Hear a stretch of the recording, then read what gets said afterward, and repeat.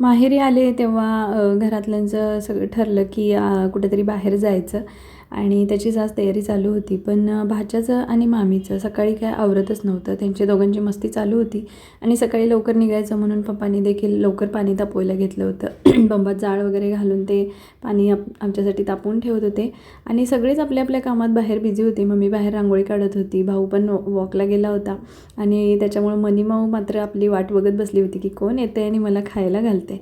इथे बघा मम्मी माझी रांगोळी काढते. तिला खूप हौस आहे की रांगोळी काढताना माझा व्हिडिओ काढ.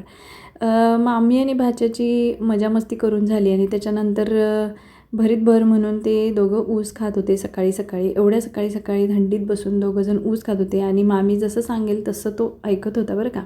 त्याच्यानंतर सगळे घरात आले. मग आम्ही मस्त कडक कसा चहा घेतला. पप्पांची अंघोळ झाली आणि त्यांची मग पूजेची अशी तयारी चालू होती. गार्डनमध्ये जाऊन मस्त फुलं काढत होते आणि मामीची मग म्हणजे आमच्या तेजूची नाश्त्याची तयारी होती कारण लवकर निघायचं होतं. त्याच्यामुळे पटपट पटपट तिने आप्पे काढले होते आणि आम्हाला सगळ्यांना खायला दिले. मस्त चटणी केली होती. त्याच्यानंतर आम्ही सगळं छान आवरलं, कपडे वगैरे घातली.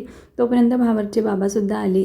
गाडी आली आणि मग आम्ही सगळे बसलो गाडीत आणि गेलो कोल्हापूरला. ज्योतिबाचे दर्शन घेतलं.